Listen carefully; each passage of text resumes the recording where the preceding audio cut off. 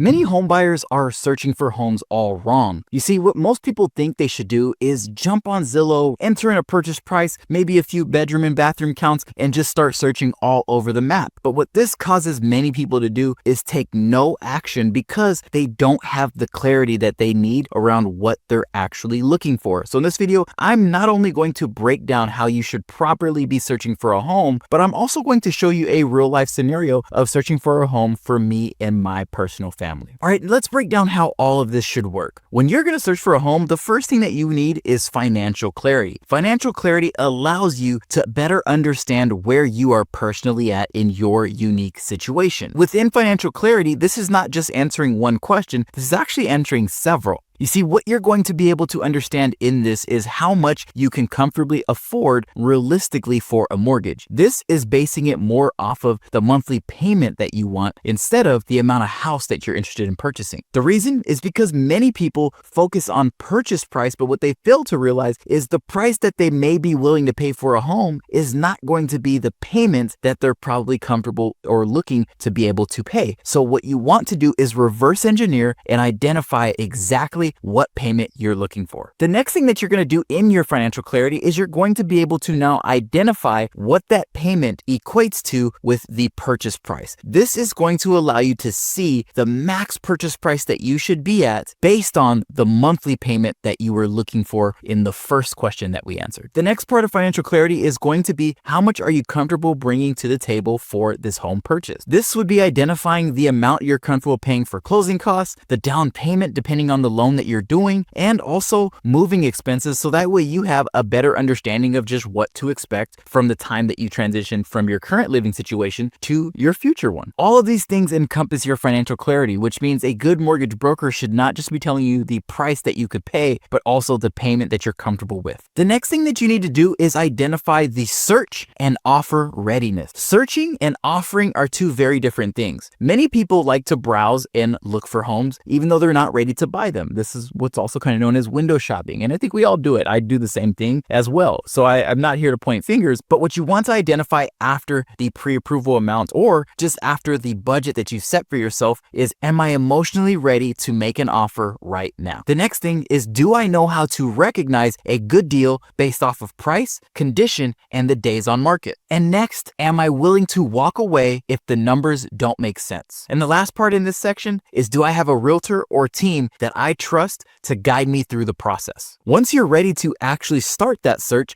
you want to narrow the radius down as tight as you possibly can get it. This means you need to understand if this home fits your lifestyle. And within lifestyle, there are some questions that you want to have answered as well. First, what is this home to me? Is this a long-term home that I can see myself in for more than 5 to 7 years? Or is this a short-term home? Next, is this home a lifestyle upgrade from where I'm currently at? Or is this just me getting from renting into owning? The next one is going to be, what is most important to me with the home that I'm buying? Is it the location? Is it the size, the features, or is it the monthly cost? And the next question I like to ask is, am I okay with doing repairs, or am I looking for something that is turnkey and move-in ready? And the last one that I like to look for within the lifestyle is, do I have flexibility on the area for the commute time that I'm looking for to get to the things that are most important to me, which could be work, school, groceries, gym. There's several things that fit the commute time that's not just about where you work, but it's also about where you play. Okay, now that we have some financial clarity of where we are at, what our options are, and what we can afford to comfortably pay for a mortgage, it's now time to find a property. So I'm going to open up Zillow. I do have MLS access, but I do want to use a site that pretty much everyone is going to already know about and probably is already using, versus just going into the MLS and searching like a real estate agent would. So this is going to allow you to pretty much maximize utilizing these free sites to help you find what you are looking for. So what I want you to start off by doing is entering in the area that you are looking for. And then what I want you to do is to determine what you are looking for in a particular area. What we're going to focus on is the lifestyle. Right now, we're trying to figure out what type of home we are looking at buying, how long we plan on being in that home. What's the most important thing to us? Is it the size, location, features, or monthly cost? And am I okay with doing repairs, or do I want something that is move-in ready? All of these things create the overall lifestyle that you are trying to live within the home that you are looking at purchasing. So let's go into a specific area. I'm going to narrow it down. I'm going to use myself to answer all of those questions so that way it can help you get a better idea of how to do the same thing for yourself. I got San Antonio in here because I live in San Antonio, and I'm going to say I'm looking in this particular area right here. So what I want to do is I want to draw some boundary lines. So you'll see this little option up here, and it's going to let me draw a boundary line in a specific spot that I may be willing to live in. So I'm going to do the line like this, and I'm going to do just maybe over the area that I'm interested in, because sometimes you might find something that you like that is maybe just outside of your search radius. The next thing that I'm going to do, we're going to zoom in a little bit,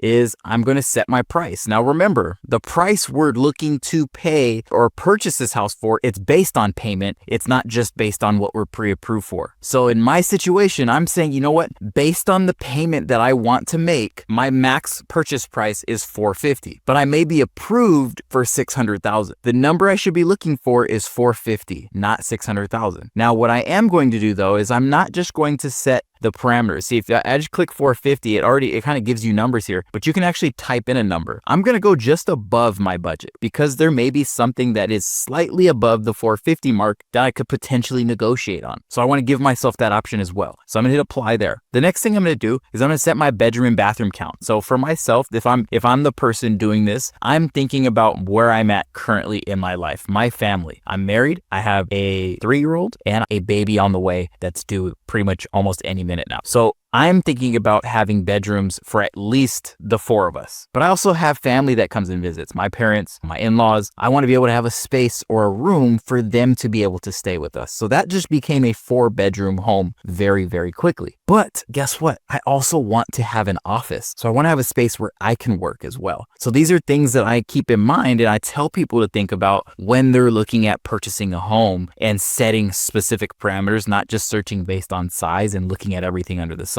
So I'm going to put 4 bedrooms because that's the minimum that I'm looking for. Ideally, I'd like a little bit more, maybe a 5-bedroom or a 4-bedroom with an office, but I'm going to search 4-bedroom and then I'm going to set my bathroom count. I want to have at least 3 bathrooms. That's pretty much a requirement for us. I'm going to also set the house style or the type of home I'm looking for. I'm going to put house, then I'm going to click more and we're going to go into here and we're going to look at some of the other options that go into here. I'm looking for a home with a garage, so I'm going to set that. And then a very important one is going to be square footage. This is going to be the living space or the minimum size square foot that you would be looking for. A lot of people go and set the number that they're looking for in here as well. And I personally don't recommend that because you could find yourself missing out on a home that maybe not fit the size square footage that you're looking for, but it could feel a little bit bigger. I've toured so many homes now, having been in the mortgage and real estate industry for nearly 10 years, that I have seen homes that are 400 square foot smaller than another home, but the smaller home felt bigger just because of the way the layout and the floor plan was. And I've also toured homes that are over 3,500 square feet, and I'm walking through that home thinking this has got to be a 2,500 square foot home, and it's not. So keeping your options open with square footage is another important thing I would recommend that you do. So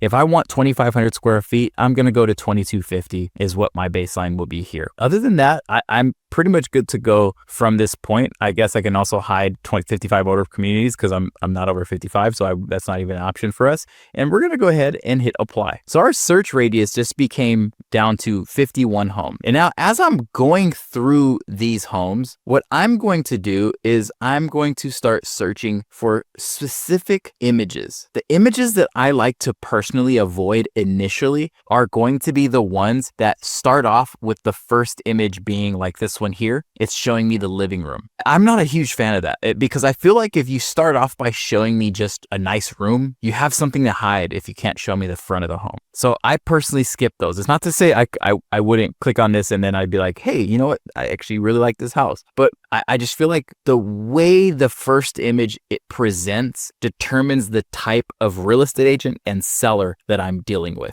because when I see images like this where they look very blurry, it looks very messy and it doesn't look like somebody is really actively trying to get a home sold and create a atmosphere for a future buyer to be interested in that property. So I start skipping those at initially. It doesn't mean I won't come back to them later, but I like to look for homes that present well when I'm beginning my search here. Take a look at this one. I like the way this presents. This tells me this person took time to have professional photos done. Sure, there's a little bit of editing done to these photos, but I like to start off by just cycling through some of these images to get a feel for what I can find in the homes. I look for not just nice paint and the carpet, but I'm also trying to look at other things like this trim here around this doorway. I'm trying to look at the floor. The floor looks a little dirty and probably looks a little dated. I think that's a chip that is right there. And I'm also looking right here to see if there's any chips as well. This is definitely virtually staged, so you get a real feel for it obviously going through the home, but I want to get a look at whether or not this is even worth going through. And so we're just kind of cycling through really quickly for whether or not this is a home that I'm interested in.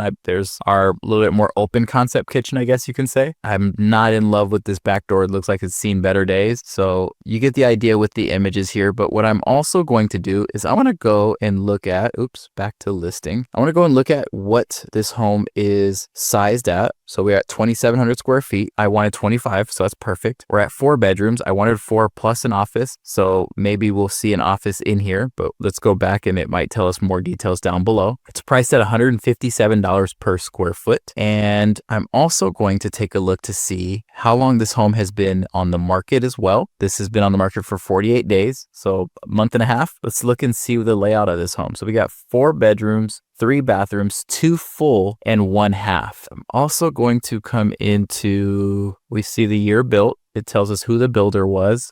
This is also going to tell us about the utilities, who it's connected to. We have our HOA details, and then we also have our property tax details. I like looking at this because I want to know roughly what my tax rate is going to be. How much am I going to pay in annual taxes? So if I do 89.82 and I divide that by 12, this is $748.50. So about $750 per month in property taxes. These are things that I want you guys to analyze as you're looking for a home. This is the section I really am interested in. I want to know when was it last sold and when has it been last listed. So it looks like listing was removed. It looks like they may have tried to sell in 2023 and then they changed their mind. So they kept the home and now it's been listed since March at $430 and they have not done any price reductions. So the seller is maybe sticking firm to their number. Now I'll keep looking here, right? But I hope this is giving you a better idea of how to properly look for a home, is trying to find what fits your family's needs and long-term plans as well, versus just looking at everything under the sun. These are other things to consider that I didn't even mention, is where is it at in reference to where I intend to live, or I should say intend to do my shopping, right? Where is it in reference to the grocery store, or do I go to a community or public gym like a